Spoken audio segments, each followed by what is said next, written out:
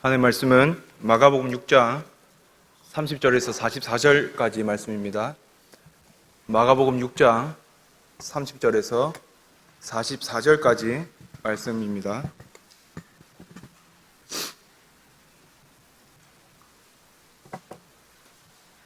다 찾으신 줄 알고 제가 말씀을 읽도록 하겠습니다. 사도들이 예수께 모여 자기들이 행한 것과 가르친 것을 낱낱이 고하니 이르시되 너희는 따로 한적한 곳에 가서 잠깐 쉬어라 하시니 이는 오고 가는 사람이 많아 음식 먹을 겨를도 없음이라. 이에 배를 타고 따로 한적한 곳에 갈새 그들이 가는 것을 보고 많은 사람이 그들인 줄 안지라. 모든 고을로부터 도보로 그곳에 달려와 그들보다 먼저 갔더라. 예수께서 나오사 큰 무리를 보시고 그 목자 없는 양 같음으로 인하여 불쌍히 여기사 이에 여러 가지로 가르치시더라. 때가 저물어가매 제자들이 예수께 나와 여짜오되 이곳은 빈들이요 날도 저물어가니 무리를 보내어 두루 촌과 마을로 가서 무엇을 사 먹게 하옵소서. 대답하여 이르시되 너희가 먹을 것을 주라 하시니 여짜오되 우리가 가서 200데나리온의 떡을 사다 먹이리이까.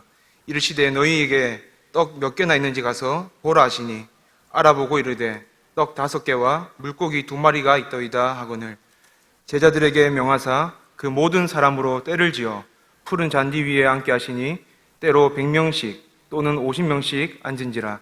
예수께서 떡 5개와 물고기 2마리를 가지사 하늘을 우러러 축사하시고 떡을 떼어 제자들에게 주어 사람들에게 나누어 주게 하시고 또 물고기 2마리도 모든 사람에게 나누심에 다 배불리 먹고 남은 떡 조각과 물고기를 12바구니에 차게 거두었으며 떡을 먹은 남자는 5,000명이었더라. 아멘. 교육부서 사역을 하다 보면 나에게 정말 지혜가 필요하다라고 느껴질 때가 많이 있습니다. 아이들의 생각의 범위는 가늠하기가 어렵고 그들의 궁금증과 호기심이 어디로 튈지 모르기 때문입니다. 그래서 아이들이 가끔 저에게 어떤 질문을 하면 제가 굉장히 당황할 때가 많이 있습니다. 한 번은 한 친구가 저에게 와서 전도사님, 예수님의 혈액형은 뭐예요? 라고 물었습니다. 제가 뭐라고 대답했겠습니까? 야, 나도 몰라. 목사님한테 가서 물어봐. 나도 몰라. 라고 대답을 해주었습니다. 여러분이라면 어떤 아이가 여러분에게 와서 전도사님, 집사님, 예수님의 혈액형이 뭐예요? 라고 묻는다면 여러분은 뭐라고 대답해 주시겠습니까? 여러분도 저처럼 야, 나도 몰라. 목사님한테 가서 물어봐. 라고 대답을 하시겠습니까? 제가 어떻게 하면 이 아이들에게 예수님의 혈액형을 잘 설명해 줄 수 있을까 고민하다가 어제 예수님의 혈액형을 잘 설명해 주고 있는 책을 하나 발견하게 되었습니다. 긍휼 예수님의 심장이라는 책을 보면 예수님의 몸에는 C형의 피가 흐른다고 합니다. 예수님의 혈액형은 C형이다 라고 이 책에서는 표현하고 있습니다. 왜냐하면 예수님의 심장에는 긍휼의 피가 흐르고 있기 때문이라는 것입니다. 그래서 긍휼이 영어로 컴패션이기 때문에 맨 앞에 있는 알파벳 C를 빌려와서 예수님의 혈액형은 C다 라고 이 책에서 설명하고 있었습니다. 저는 이 책을 보면서 저자가 참 재치있고 의미있게 예수님의 혈액형을 잘 설명하고 있구나라는 생각이 들었습니다. 책의 제목처럼 예수님의 심장에는 정말 긍휼의 피가 흐르고 있습니다. 예수님께서는 자신의 이 땅에 오신 목적을 이렇게 설명을 하셨습니다. 요한복음 10장 10절에 내가 온 것은 양으로 생명을 얻게 하고 더 풍성히 얻게 하려는 것이라 라고 말씀하셨습니다. 예수님은 목자가 없어 죽어가는 양들에게 생명을 얻게 하고 더 풍성히 얻게 하시기 위해 긍휼의 목자로 하늘로부터 이 땅으로 내려오셨습니다. 그리고 오늘 우리가 함께 읽은 마가복음 전체 문맥에서 보면 예수님은 자신이 이 땅에 오신 이유를 3가지로 설명합니다. 먼저 마가복음 1장 38절에서는 예수님은 자신이 하나님 나라의 복음을 전하기 위해 이 땅에 왔다라고 말씀하십니다. 그리고 2장 17절에서는 나는 의인을 부르러 온 것이 아니요 죄인을 부르러 왔다라고 말씀하셨습니다. 마지막으로 10장 45절에서 인자가 온 것은 섬김을 받으려 함이 아니라 도리어 섬기려 하고 자기 목숨을 많은 사람의 대속물로 주려 함이니라 라고 말씀을 하셨습니다. 하나님의 복음을 전하기 위해, 죄인을 부르기 위해, 자신의 목숨으로 많은 사람을 섬기기 위해 이 땅에 오신 예수님의 기본 바탕에는 긍휼이 흐르고 있습니다. 우리가 예수님의 모든 사역을 살펴보면 그 기본 바탕에는 긍휼이 깔려 있었습니다. 그래서 긍휼, 예수님의 심장이라는 책을 기록한 저자의 말과 같이 예수님의 심장에는 긍휼의 피가 흐르고 있고 예수님의 몸에는 긍휼 그 자체로 가득 차 있다는 것을 우리가 생각해 볼 수가 있습니다. 오늘 본문 34절에도 예수님께서 자신의 양무리들을 긍휼히 여기셨다고 말씀합니다. 34절 말씀 보시면 예수께서 나오사 큰 무리를 보시고 그 목자 없는 양 같음으로 인하여 불쌍히 여기사 이에 여러 가지로 가르치시더라 라고 말씀하십니다. 여기서 불쌍히 여기사라는 말이 바로 긍휼히 여겼다라는 말입니다. 그동안 하나님 나라의 복음을 전파하느라 수고한 제자들에게 잠깐이라도 쉼을 제공하시기 위해 예수님은 제자들에게 한적한 곳으로 가서 조용히 휴식을 취하자라고 말씀하십니다. 그리고 제자들을 데리고 한적한 곳으로 향하십니다. 왜냐하면 한적하고 조용한 곳으로 가지 않으면 예수님과 제자들을 찾으러 오고 가는 사람들이 많았기 때문에 제대로 쉴 수도 없었고 음식 먹을 겨를도 없었기 때문입니다. 그런데 사람들은 예수님과 제자들에게 잠깐의 휴식도 허락하지 않습니다. 예수님과 제자들이 배를 타고 한적한 곳으로 떠나는 것을 본 사람들은 모든 마을로부터 뛰쳐나와 예수님과 제자들보다 먼저 예수님과 제자들이 가려고 했던 목적지에 도착을 합니다. 33절 말씀에 그들이 가는 것을 보고 많은 사람이 그들인 줄 안지라 모든 고을로부터 도보로 그곳에 달려와 그들보다 먼저 갔더라. 휴식을 위한 예수님과 제자들의 여정은 그들을 쫓아온 사람들로 인해 노동의 여정으로 바뀌게 됩니다. 아마도 제자들은 자신들을 쫓아오는 사람들을 보면서 심지어 자신들보다 먼저 목적지에 도착한 무리들을 보면서 온갖 불평불만을 털어놓았을 것입니다.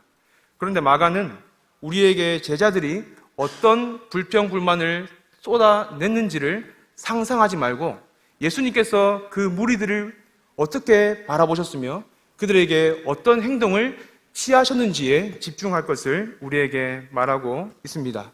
34절 말씀을 다 같이 한번 읽어보겠습니다. 예수께서 나오사 큰 무리를 보시고 그 목자 없는 양 같음으로 인하여 불쌍히 여기사 이에 여러 가지로 가르치시더라. 마가는 예수님께서 자신의 휴식을 방해하는 사람들을 목자 없는 양같이 불쌍히 여기셨다라고 말하고 있습니다. 왜 예수님은 자신의 휴식을 방해하는 방해꾼들을 목자 없는 양처럼 불쌍히 여기셨겠습니까? 혹시 여러분이 가지고 계신 성경에는 6장 14절 위에 표제가 뭐라고 적혀 있습니까? 세례 요한의 죽음이라고 적혀 있습니까? 예, 이것이 오늘 본문을 이해하는데 굉장히 중요한 포인트입니다. 6장 14절부터 29절까지의 내용이 예수님께서 무리들을 목자 없는 양처럼 불쌍히 여기신 이유로 크게 작용을 하고 있습니다. 당시 갈릴리 지역은 헤롯 대왕의 아들인 헤롯 안디바가 통치하고 있었습니다. 그런데 헤롯 안디바가 자신의 배다른 형제인 헤롯 빌립의 아내 헤로디아와 재혼하기 위해 자신의 아내 아레타스와 이혼하고 자신의 동생 헤롯 빌립의 아내인 헤로디아에게 장가를 듭니다. 이것을 본 세례 요한이 헤롯 안디바의 부도덕성을 책망하였고 결국 세례 요한은 이 일로 인해 옥에 갇히게 됩니다. 그러다가 어느 날 헤롯 안디바가 사회 고위층들을 불러놓고 자신의 생일잔치를 열었는데 그때 헤롯의 딸, 즉 헤롯 안디바의 의붓딸인 헤롯 안티바의 생일을 헤롯 안티바의 의붓딸이 축하해 주기 위해 헤롯 안티바 앞에서 춤을 추었습니다. 그 춤을 보고 심취한 헤롯 안티바는 헤로디아의 딸에게 내가 나라의 절반이라도 너에게 줄 테니 너의 소원을 한번 말해봐라 라고 말합니다. 그러자 이 헤롯 안티바, 헤로디아의 딸이 자신의 어머니 헤로디아와 상의한 끝에 세례 요한의 목을 달라고 하자라고 결정을 내립니다. 왜냐하면 헤로디아는 그동안 세례 요한에게 악감정을 품고 있었습니다. 자신의 결혼, 헤롯 안티바와 자신의 결혼을 책망한 세례 요한에게 안 좋은 감정을 가지고 있었기 때문에 이 기회를 이용해서 세례 요한을 죽이자라는 결심을 하고 자신의 딸에게 헤롯 안티바에게 가서 세례 요한의 목을 달라고 말해라 라고 말합니다.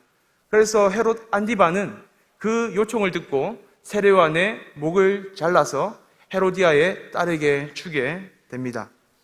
이것이 마가복음 6장 14절부터 29절까지의 문맥입니다. 그러면 마가가 오늘 본문인 오병이어 사건 바로 앞부분에 이러한 세례 요한의 비참한 죽음을 기록하고 있는 이유가 무엇이겠습니까?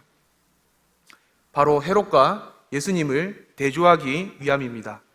당시 사람들은 자신의 위치를 강화하고 자신의 입속을 챙기기 위해서는 사람 목숨을 조금도 귀하게 여기지 않는 헤롯 안티바의 통치 아래에서 살고 있었습니다.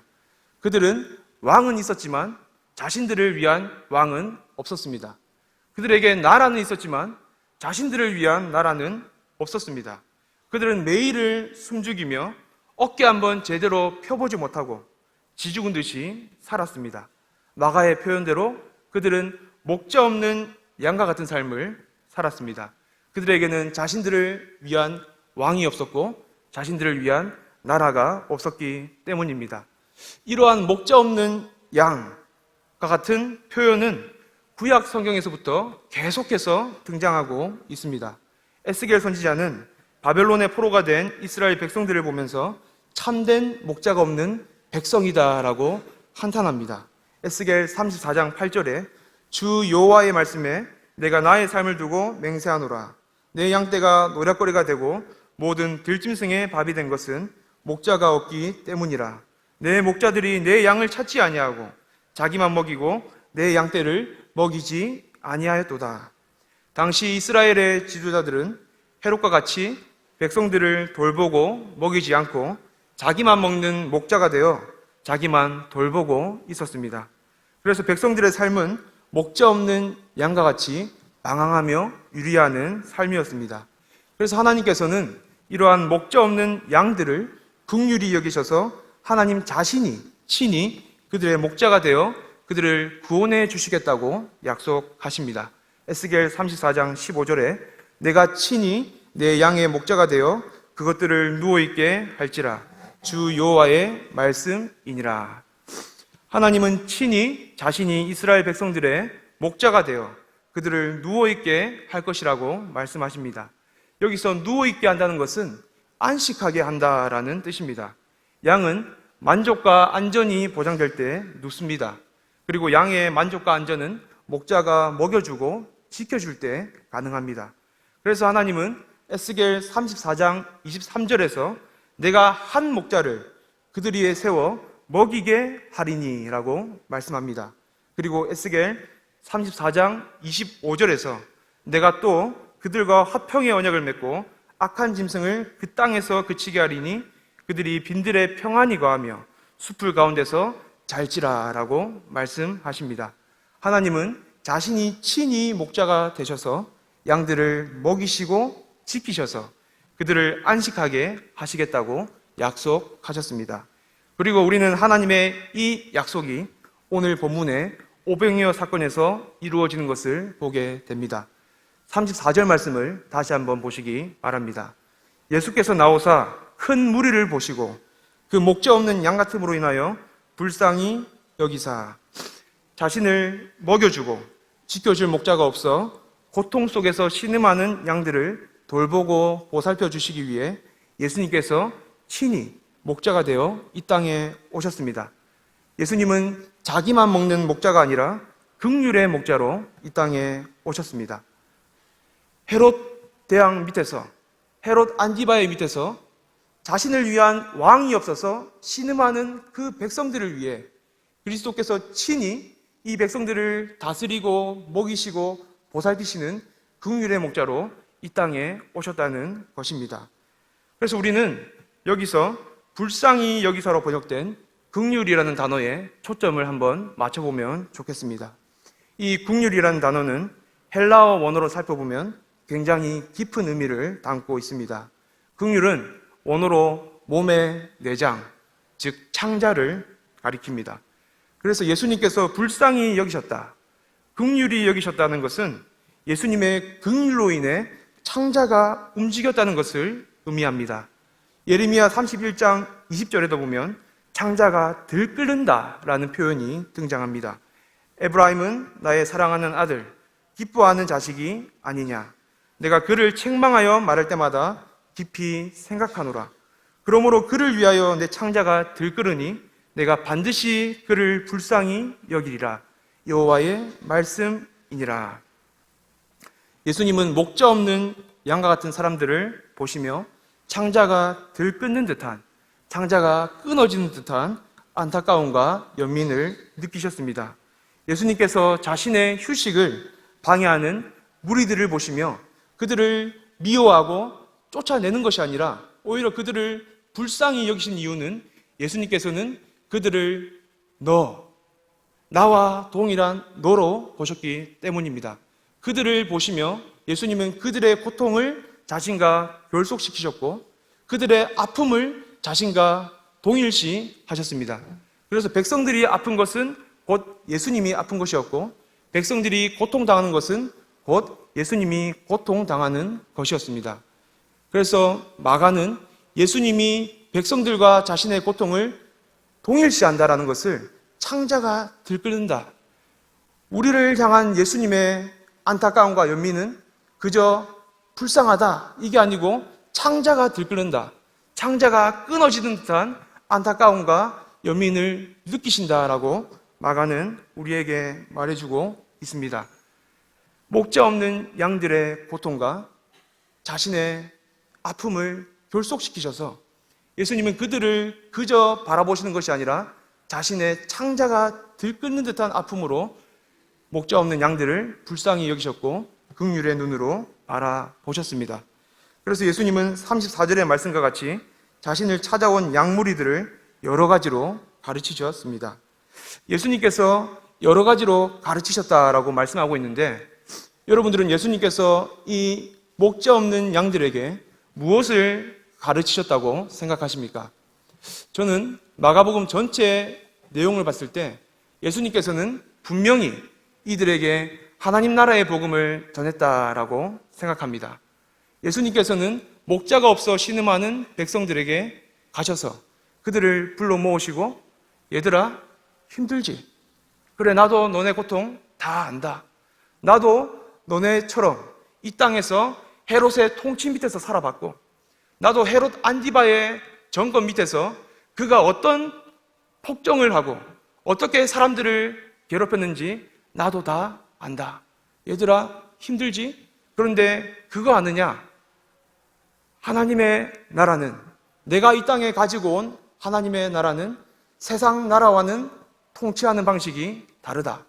세상 나라, 헤롯의 나라는 백성이 왕을 섬기고 백성이 왕을 위해 자신의 목숨을 내놓아야 하는 나라지만 내가 이 땅에 가지고 온 그 하나님의 나라는 왕이 백성을 섬기는 나라다. 왕이 백성을 돌보고 보살피는 것이 바로 내가 너희에게 가져온 하나님의 나라다라고 말씀하시며 목자 없는 양들에게 하나님 나라의 복음을 전했을 것이라고 저는 생각하고 있습니다.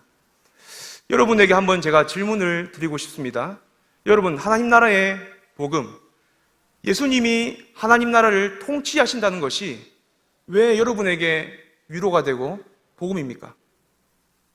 하나님이 다스리신다. 예수 그리스도께서 그분의 나라를 이곳에 가져오셨고 그 나라를 나에게 주셨다. 이것이 왜 우리에게 복음입니까? 왜 우리에게 소망이고 위로입니까? 한번 생각을 해보시기 바랍니다.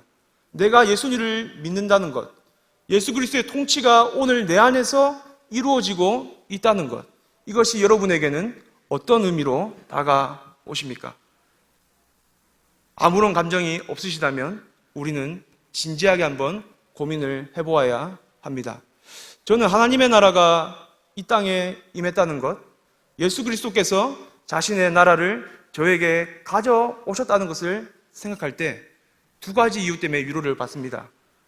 왕이 나를 돌본다. 왕이 나를 섬긴다. 하나님의 나라는 돌봄과 섬김이 있기 때문에 저는 위로를 받습니다. 우리가 예수 그리스도의 통치를 받지 않았던 시절, 목자이신 예수 그리스도가 내 곁에 계시지 않았던 그 시절을 한번 떠올려 보시기 바랍니다. 저는 그때를 생각하면 제 인생에 굉장한 질문들이 있었습니다. 수많은 인생의 질문들을 가지고 살았지만 그 인생에 대답을 주는 사람은 아무도 없었습니다. 날마다 근심하며 눈물을 흘리며 누군가의 위로를 간절히 바라는 삶을 산 적도 있었지만 그 누구도 저의 근심과 위로를 해결해 준 사람은 없었습니다. 목사의 아들로 태어나 항상 남들보다 잘해야 된다.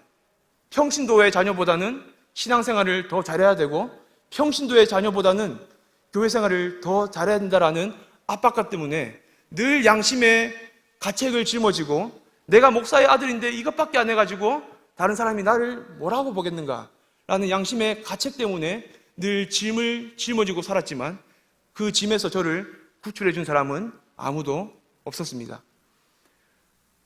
늘 죄를 짓고 늘 방황하며 그 죄책감의 무게 앞에 항상 쇠사슬을 손에 채고 사는 마냥 늘 감옥 같은 생활을 살았지만 그곳에서 저를 자유롭게 해주는 사람은 아무도 없었습니다. 그런데 예수님의 나라가 저에게 임하니, 예수님의 통치가 저에게 임하니, 목자이신 예수 그리스도가 제 곁에 오시니 저의 삶은 이전과는 완전히 달라졌습니다. 지금도 저는 수많은 질문들을 가지고 살아갑니다. 1년 후, 2년 후, 10년 후 나는 무엇을 할까? 나의 진로는 어디로 향해야 될까? 라는 고민을 하며 내가 오늘 이곳에서 사역하는 게 맞는가? 수많은 질문들을 하고 살아가지만 그 질문들에 대한 답을 우리 그리스도께서는 항상 주십니다. 늘 사역을 하지만 내 능력이 이것밖에 안 되는 것 같아 매일 주일마다 눈물을 흘리며 통곡을 하지만 오늘도 사역을 그만둘까 매일 고민을 하고 살아가지만 그 눈물과 근심을 그리스도께서는 매주 주일 저녁마다 저를 찾아오셔서 닦아주십니다. 애들에게 모범이 되지 못해, 교사 선생님들에게 모범이 되지 못해 늘 양심의 가책을 가지고 살아가지만 그리스도께서는 너의 행위가 아니라 나의 의로 네가 의롭게 되었다 라고 말씀하시며 저의 양심의 가책에서 자유를 주십니다. 우리가 예수를 믿지만 늘 죄를 짓지 않습니까? 저도 늘 죄를 짓습니다. 제가 가지고 있는 이 죄 때문에 그리스도께 나아가지 못할 때가 많이 있습니다. 그런데 그리스도는 항상 자신의 십자가를 바라보게 하시며 저의 죄를 자유롭게 해주십니다. 죄의 속박에서 해방시켜 주시고 풀어 주십니다. 이게 왜 가능하겠습니까? 그리스도는 나의 근심과 눈물과 모든 한숨을 바라보시며 창자가 들끓는 듯한 고통을 함께 겪으시기 때문입니다. 네가 아파하는 그만큼 나도 아프다. 네가 고민하는 그만큼 나도 너와 함께 고민한다. 네가 씨름하는 그 문제를 내가 너와 함께 씨름한다 라고 말씀하시며 그리스도는 항상 우리를 돌보시고 섬기십니다. 그래서 하나님의 나라가 우리에게 임했다는 것, 하나님의 통치가 오늘 나에게 임했다는 것, 이것은 우리에게 말할 수 없는 소망과 위로를 줄 수밖에 없는 것입니다. 예수님, 목자이신 예수님이 오늘 나와 함께 하시기에 긍휼의 모습으로 진정한 목자이신 그분께서 오늘 내 삶을 주권하고 계시기에 우리의 삶은 목자 없는 양 같은 삶이 아니라 그분의 손에 이끌려 목자 대신 그리스도를 따라가는 삶으로 바뀌게 되는 것입니다. 예수님은 우리의 한숨을 소망의 노래로 바꾸어 주십니다. 이것을 잘 보여주는 것이 39절 말씀입니다. 제자들에게 명하사 그 모든 사람으로 떼를 지어 푸른 잔디 위에 앉게 하시니, 양무리들에게 하나님 나라의 복음을 가르치신 예수님은 날이 저물자 배고픈 양무리들에게 먹을 것을 제공하시기 위해 제자들에게 양무리를 무리지어 푸른 잔디 위에 앉게 하라라고 말씀하십니다. 그런데 여기서 마가가 푸른 잔디라는 표현을 사용한 것에는 의도적인 목적이 있습니다. 분명히 앞절에서는 빈들에 모였다라고 말했는데 여기서는 푸른 잔디다라고 말하고 있습니다.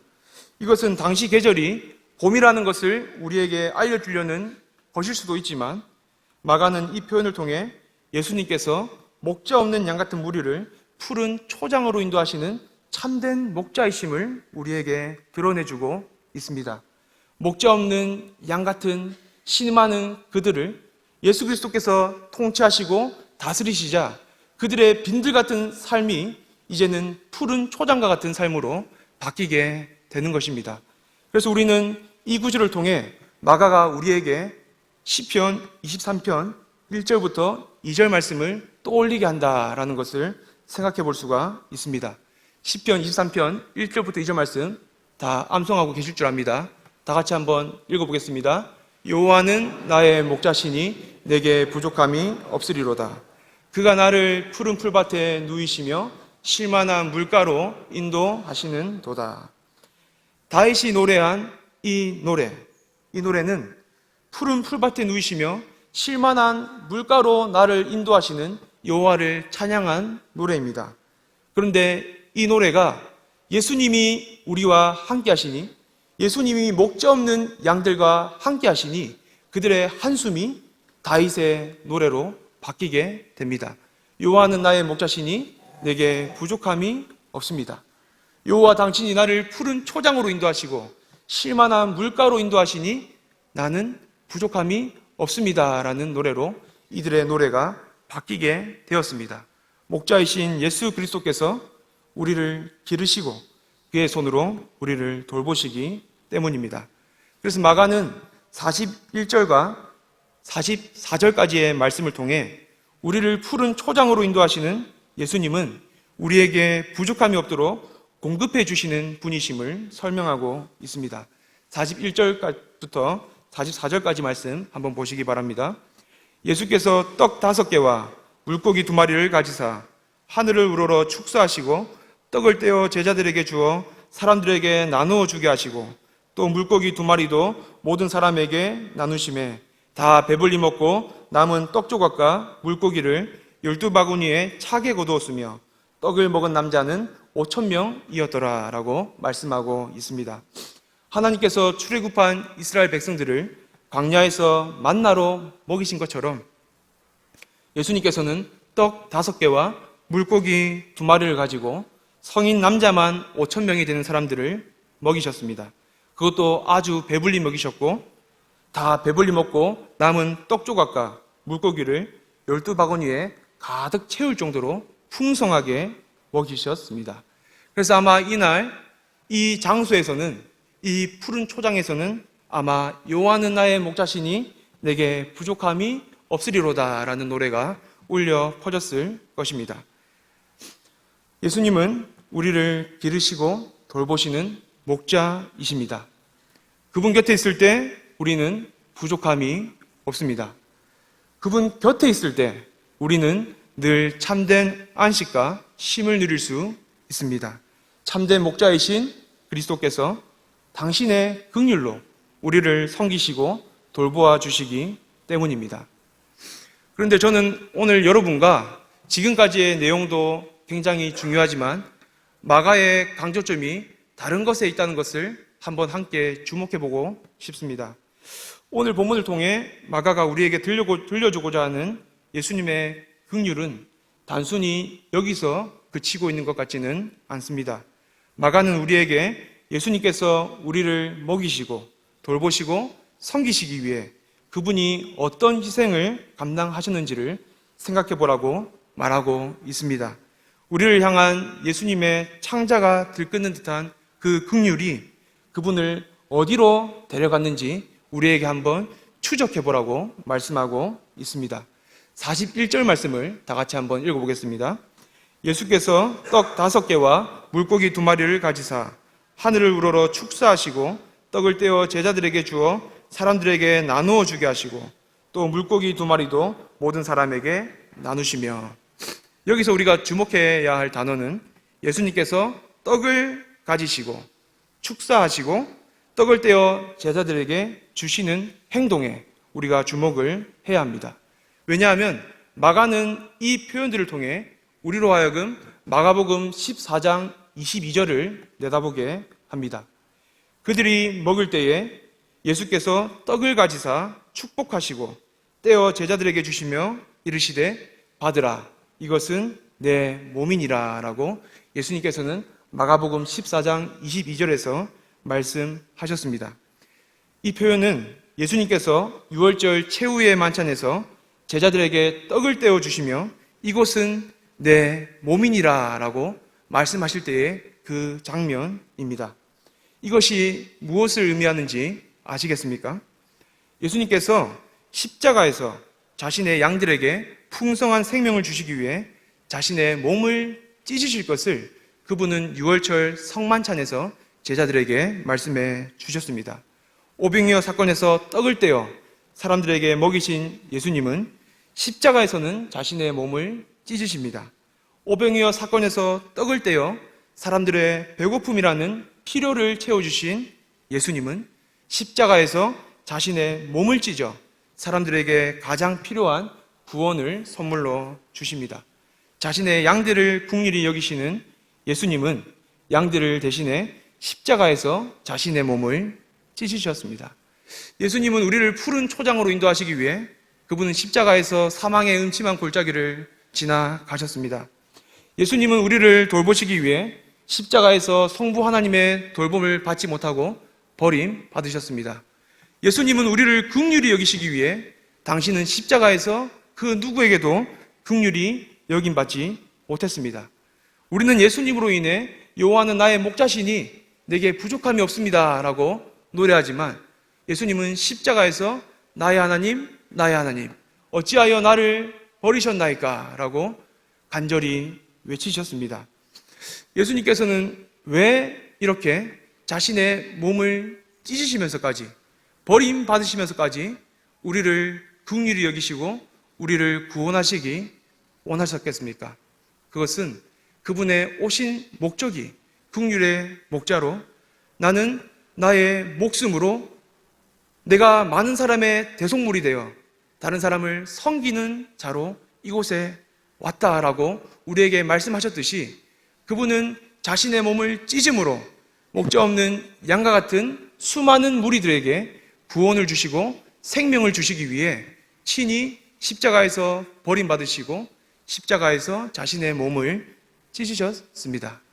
그리고 죽음에서 부활하신 예수님은 이제 우리에게 제자로서의 사명을 부여하시는데 그 사명이 41절 말씀에 기록되어 있습니다.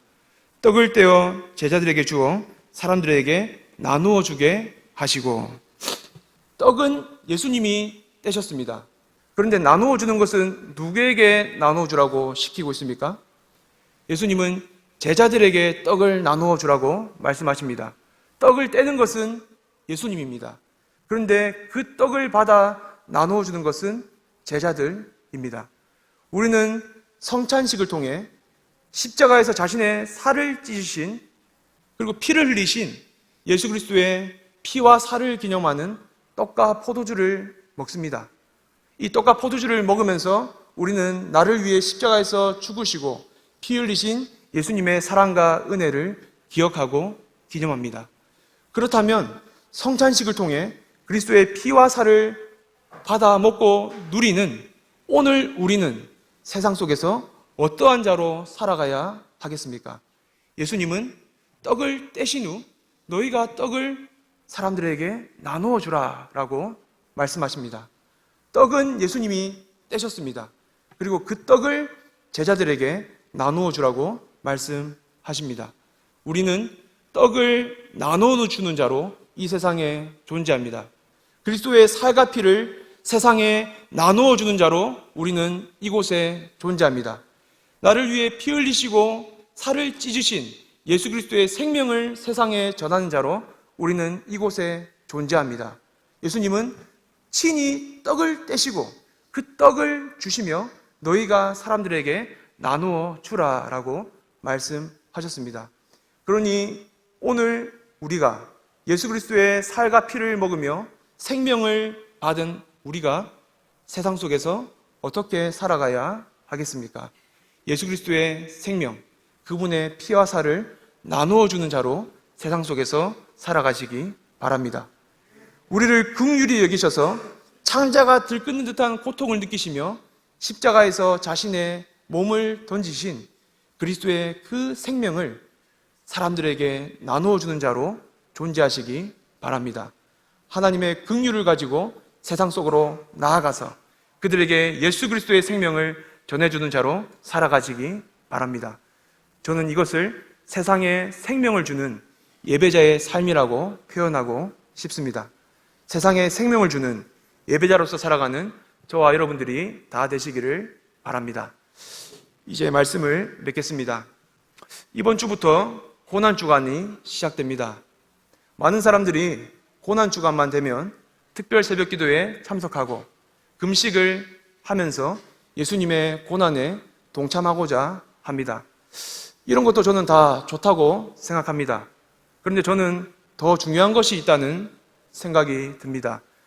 예수님의 고난에 우리가 정말로 동참하기 원한다면 그분이 고난당하신 이유와 목적에 우리가 동참하는 것이 바람직하지 않겠습니까? 예수님의 고난에 정말 우리가 함께 참여하기를 원한다면 그분이 고난받으시고 죽으셔야만 했던 그 이유에 우리가 함께 동참하고 참여하는 것이 더 올바르지가 않겠습니까? 그래서 이번 한 주 우리 교회에, 가정에, 직장에 예수 그리스도의 긍휼을 필요로 하는 자들이 누가 있는지를 한번 돌아보셨으면 좋겠습니다. 지금 긍휼을 간절히 원하고 필요로 하는 자들이 우리 교회에, 가정에, 직장에 있는지 한번 돌아보시고 그들에게 긍휼을 베푸시며 예수 그리스도의 피와 살, 이것을 나누어 주는 존재로 이번 한 주간 동안 예수 그리스도의 고난에 동참하는 저와 여러분들이 다 되시기를 바랍니다. 기도하겠습니다. 하나님 감사합니다. 진정한 목자가 없어, 참된 목자가 없어 신음하며 고통 속에서 살아가던 백성들에게 참된 목자이신 그리스도께서 친히 이 땅에 오셔서 그들의 목자가 되어주시고 그들을 보살펴 주시고 그들을 섬겨 주시니 감사합니다. 우리는 예수 그리스도의 돌봄과 섬김이 있기에 오늘 우리가 만족과 쉼을 누리며 살아갑니다. 우리를 위해 십자가에서 피를 흘리시고 살을 찢으신 예수 그리스도의 긍휼이 있기에 오늘 우리가 하나님의 통치를 누리며 이 땅에서 살아갑니다. 그리고 이제 우리가 그 은혜를 기억함으로 떡을 떼신 예수 그리스도의 그 떡을 나누어 주며 긍휼히 여기며 예수 그리스도의 긍휼을 필요로 하는 자들에게 다가가 예수 그리스도의 생명과 사랑을 전하는 제자로서의 삶을 살 수 있도록 주님 우리를 붙들어 주시고 주장하여 주시옵소서. 감사합니다. 우리를 구원하여 주신 예수 그리스도의 이름으로 기도드립니다. 아멘.